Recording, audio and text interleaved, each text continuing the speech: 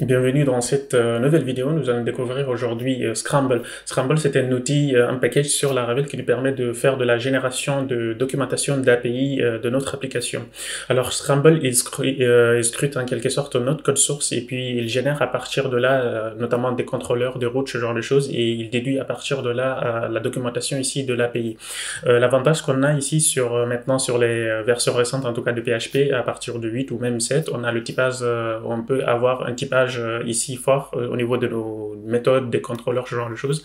Donc on profite donc de ça, il profite donc de ces annotations, de ces typages ici, des éléments, des types de retours, ce genre de choses pour déduire ici les différents, le spec en quelque sorte de notre documentation. Contrairement aux outils habituels de génération par exemple de documentation comme Swagger ici, qui eux, il faut utiliser en quelque sorte ici de la PHP doc en quelque sorte au niveau des commentaires. Le problème avec ça, c'est que au fur et à mesure que notre API elle évolue et donc il faut également mettre à jour la documentation, donc qui risque donc d'avoir ici un système un versionnage un petit peu retardé de la documentation ou autre, et puis ça peut induire aussi aux erreurs. Par contre, Scramble ici, ce qui nous offre la possibilité, c'est de lire directement notre code et déduire à partir du code en fait la documentation. Notamment, on aura les règles, il peut lire les règles de validation, les ressources ici, ce genre de choses.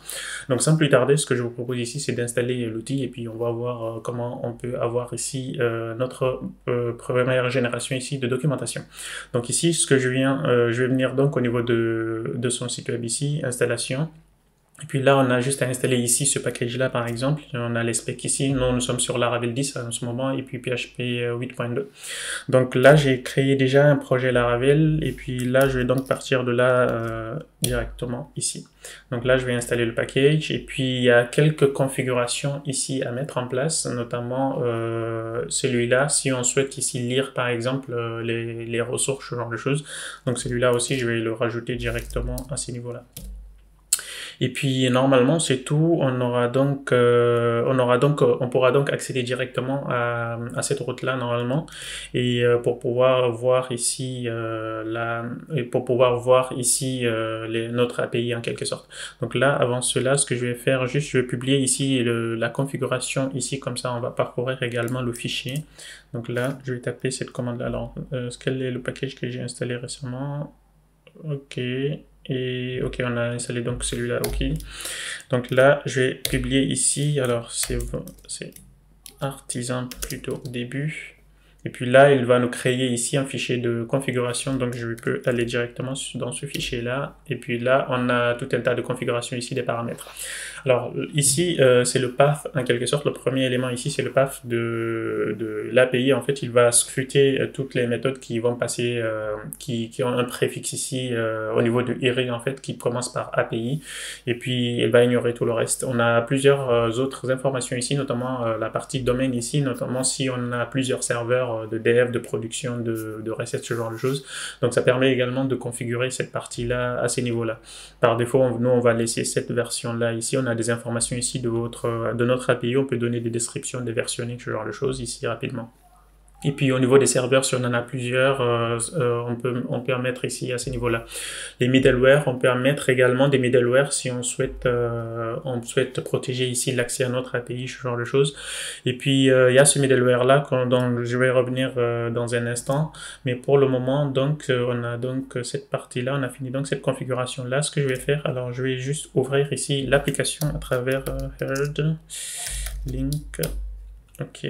Donc là, normalement, on est bon si je fais test,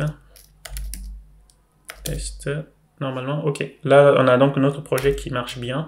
Ce que je vais faire donc pour accéder à la documentation, ce que je vais faire ici, comme on a sur sa documentation ici, on peut donc aller sur slash ici API, donc slash doc API. Donc là, je vais partir sur cette route là directement. Alors là, il y a un truc en trop, je pense, voilà. Là, par défaut, on a cette interface-là. Pour le moment, il nous donne juste des informations ici parce qu'on n'a aucune route ici pour le moment. Donc là, on est bon. Ce que je vais faire maintenant, je vais aller au niveau du fichier ici API à ce niveau-là et puis rajouter d'autres routes, par exemple, à ce niveau-là. Ce que je vais faire, par exemple, je vais créer différentes ressources ici. Donc là, ce que je vous propose ici, c'est de créer directement ici un modèle, disons, un post ici et des commentaires, ce genre de choses pour pouvoir ici générer une ressource de notre application. Donc là, je vais faire modèle et j'aurai ici un post, on aura un title à ce niveau-là et disons qu'ici qu'on aurait un excerpt ou description excerpt et disons aussi un content juste pour avoir quelques fields et à ce niveau-là, on va laisser toute cette partie-là de cocher, comme ça on n'aura pas de... On aura un contrôleur ici qui le fera de CRUD directement et puis un form request ici pour les validations et un policies ici pour les règles d'accès en fait sur la ressource. Alors ici, au niveau de cette partie-là, au niveau des policiers, on n'a pas forcément besoin, c'est juste que je l'ai coché ici juste pour savoir si on peut avoir par exemple des statuts comme le 403, ce genre de choses ici, pour s'il peut nous remonter cette partie-là. Donc là, si je génère cette partie-là maintenant, on a tous ces éléments-là. Alors il nous a pas pris le type à ce niveau-là, medium text. Ici et là, c'est du texte ou du long text. Donc là, peu importe ici de toute façon. Donc là, on peut laisser cette partie-là. Et puis au niveau des policies, pour le moment, je vais juste retourner tout à true. Disons, tac. On va tout laisser passer. Et puis comme ça, tac. On va pas s'embêter ici à valider des règles. On va pas utiliser l'API ici, l'API de Sanctum, ce genre de choses. Donc là, au niveau de la ressource ici, on voit bien ici, il nous a mis les différents fields, donc c'est parfait également. Au niveau du form request, il nous a généré ici quelque chose ici au niveau des rules ici. On peut donc rajouter ici des règles, ce genre de choses, si on le souhaite. Donc là, on peut faire pareil. Et puis là, min ça, et puis là aussi, on est bon. Donc au niveau du contrôleur, il nous a généré tout un tas de CRUD ici, donc c'est parfait. Et puis il nous a rajouté ici au niveau des autorisations, là aussi c'est parfait. Donc ce que je vais faire maintenant, c'est de pouvoir appeler cette ressource-là au niveau de notre API. Donc je vais repartir au niveau du fichier d'API à ce niveau-là et déclarer ici une route par exemple de ressources. Donc là, ce que je vais faire ici, on va faire API ressources ici de post ici, et puis là j'aurai donc post controller à ce niveau-là et importer la classe. Donc là normalement on est bon. Et normalement, si à partir de là, même si on n'a pas fait l'immigration, parce que là on n'utilise pas forcément ça, mais ici, si je fais artisan route list par exemple, ici, quelque chose comme ça, on voit bien ici nos différentes routes ici concernant la partie post. Donc là, ce que je vais faire, je vais revenir au niveau de la documentation ici, je vais réactualiser. Donc là, on voit bien ici la auto-actualiser. Donc on a les différentes ressources ici qu'on peut voir directement ici. Donc là, par exemple, pour la partie index, on voit bien qu'il nous retourne ici une API ressource ici au niveau de la pagination, ce genre de choses. Là, c'est parce qu'on retourne un all, je pense, mais on peut retourner également ici, je pense, est-ce qu'on peut paginer, par exemple? On peut retourner ici. Post, par exemple, per page. Et puis là, on peut donner... Sinon, ce qu'on peut faire, on peut les laisser comme ça. Ou alors, je sais pas si il va prendre cela directement ici. Donc là, tac. Si je fais par exemple une collection ici, je vais rester sur la collection et puis prendre ici Impaginate à ce niveau-là. Donc si je réactualise, est-ce qu'il change quelque chose ici? Non, il n'y a pas trop d'effet. Par contre, il nous a rajouté ici le 403 ici. Ça vient de le view any ici pour la partie des policies. Donc là, on a le policy également. Policy ici, de post policy qui est déjà enregistré. Si je viens ici, on a donc le post policy qui est enregistré au niveau du hot service provider. Donc là aussi, il l'a pris en compte, donc c'est parfait. Au niveau du store, on a donc le post request ici. Donc je vais venir au niveau de la méthode store. On a donc les différents attributs à ce niveau-là à mettre en place ici. Et puis on a donc aussi le type de retour ici, on peut le masquer au niveau du ressource ici, peut-être on n'aura pas forcément besoin ici de ces attributs-là, donc là il nous les a virés. Et également, on a la partie show, donc là aussi c'est pareil pour le reste, le update, le destroy, ce genre de choses. Donc on a plusieurs attributs ici. Si on ne le retrouve pas, il nous a rajouté par exemple un 404 ici pour les paramètres qui ont un poste ici. Donc là, pour le tester, ce serait de mettre ici quelque chose et puis tester notre API, ce genre de choses. Donc là, maintenant, sans plus tarder, ce que je peux faire aussi, je vais tester ici les ressources ici imbriquées. Par exemple, je vais rajouter un modèle comment ici pour tester. Donc, on aura un comment également. Supposons qu'on aurait ici le user ID à ce niveau-là. Là, donc, ce sera un on-site integer. Mais dans tous les cas, je vais le laisser et puis je vais le modifier ensuite au niveau de la... Ou alors, je vais le laisser ici à un inside big integer. Et puis, on aura également le post ID ici dans la table de commande, comment ici. Et puis, on aura ici notre comment, par exemple. Je vais mettre content.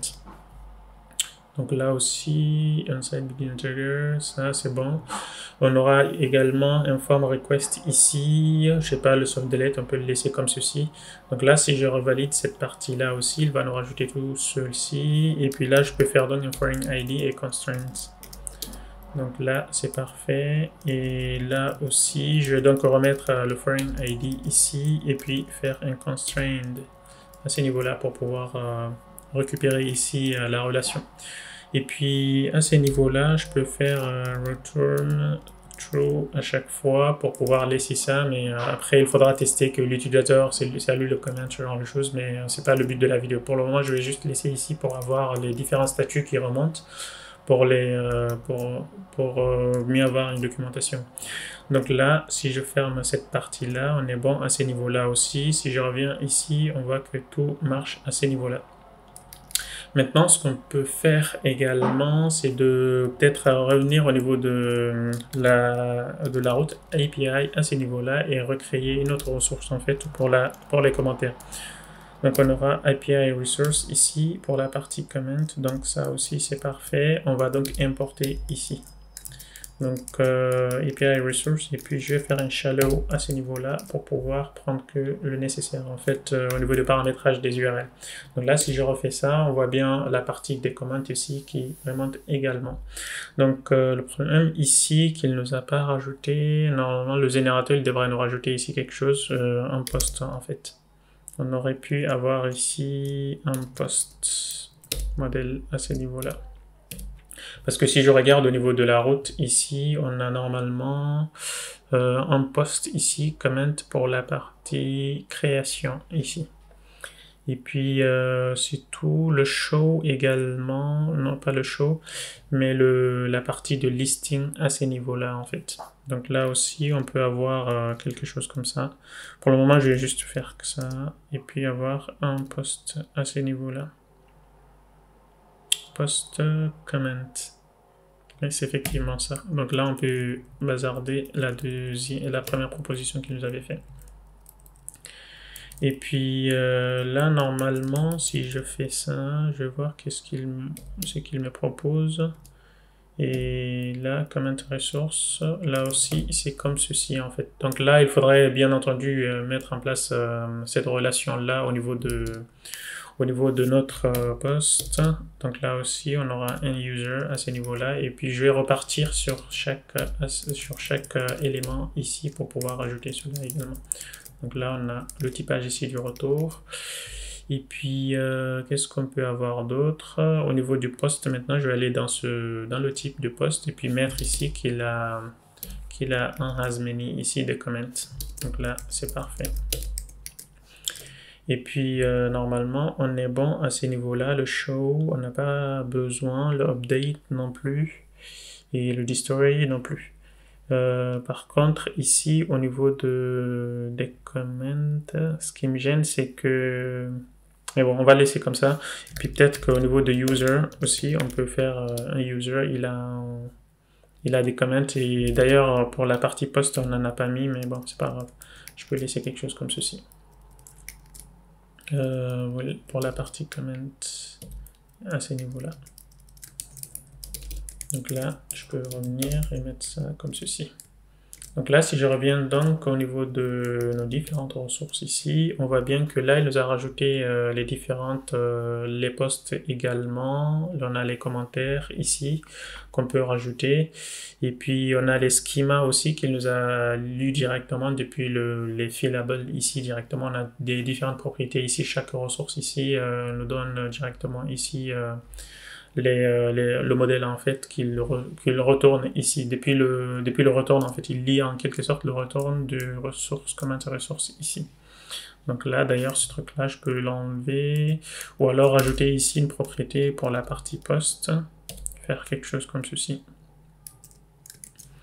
Donc on peut virer ça. Pour l'utilisateur on peut l'enlever complètement, puis les timestamps on peut les virer. Donc là je peux laisser quelque chose comme ceci. Si je reviens au niveau des commentaires ici, on voit qu'il nous a injecté ici la ressource ici de post directement. Donc là, ce que je vais faire aussi, je vais nettoyer un petit peu au niveau du post ressource ici. On avait quoi? On n'avait pas donc ça. Donc là aussi, c'est parfait. On peut rester sur quelque chose comme ceci.